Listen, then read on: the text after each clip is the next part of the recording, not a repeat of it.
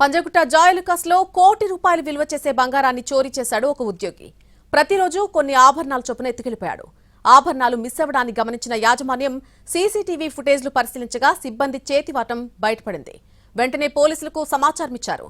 దాంతో నిందితుడిని అరెస్ట్ చేసిన పోలీసులు బంగారు ఆభరణాలను స్వాధీనం చేసుకున్నారు.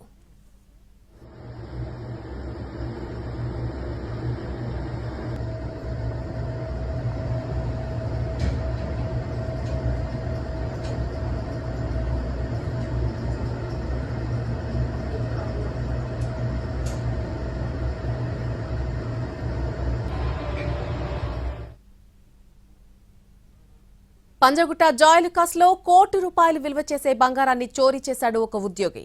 ప్రతిరోజు కొన్ని ఆభరణాల చొప్పున ఎత్తుకెళ్తూ ఉండేవాడు. ఆభరణాలు మిస్ అవ్వడాన్ని గమనించిన యాజమాన్యం సీసీటీవీ ఫుటేజ్లు పరిశీలించగా సిబ్బంది చేతివాటం బయటపడింది.